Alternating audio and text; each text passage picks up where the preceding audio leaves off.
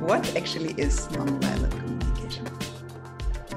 Yeah, I mean, you say it's a simple question, and we, the nonviolent communication trainers, would love for that to be true, but it's actually sometimes difficult to reduce nonviolent communication to a simple definition. Most people know it, first of all, as an approach to communication, which is in the name, where we speak and communicate in a way that is connecting. And yet I would rather call it a form of consciousness, what I want to call nonviolent consciousness. It's a way of looking at the world, at life, at yourself, at others, without creating separation, without any sense of othering, and even without creating the separation that happens when we say right and wrong. So nonviolent communication is an applied mindfulness. It's an awareness process to include the whole of your being and the whole of the other being or beings into how we then move forward with life. And so that's sort of the essence of nonviolence. Yeah, I like this question because indeed feelings play a very important role, and feelings are the honest response of our system to life. So feelings are a key to authenticity. I don't trust someone's authenticity if I'm not tuning into their feelings, because the feelings are the message of the system. This is how I actually am responding to the situation, to you, to what you're saying, etc. And so the mind can tell all kinds of stories about, oh, well, you know, I should be polite right now or whatever. But if I'm angry, that's my honest response. I don't actually feel like being polite. I feel like saying, you know, screw yourself or whatever I feel like saying.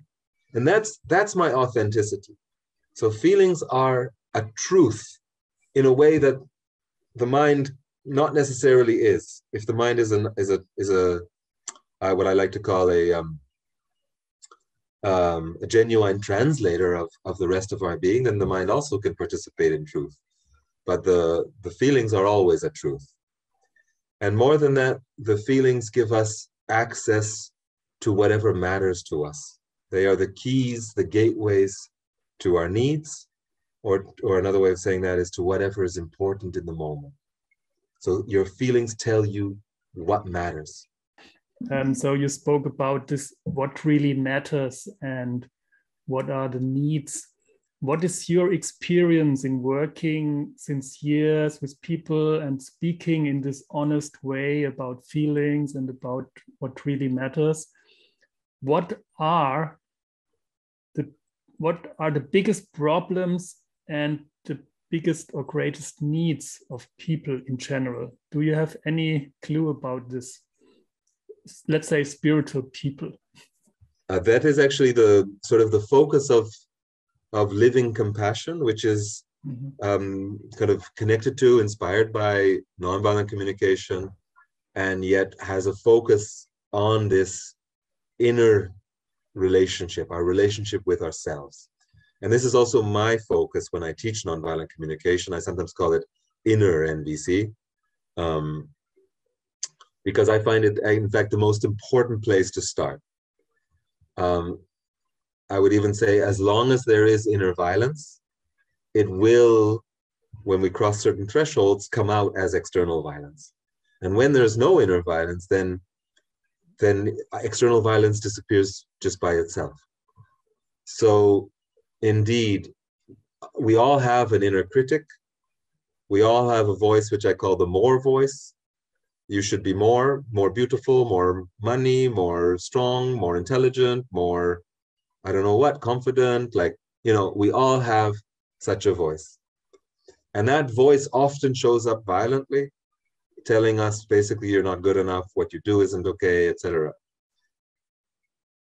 And so my relationship with my inner critic, my relationship with my more voice, becomes really a core to my cultivation of nonviolence, obviously within myself, but even within my life and within my relationships.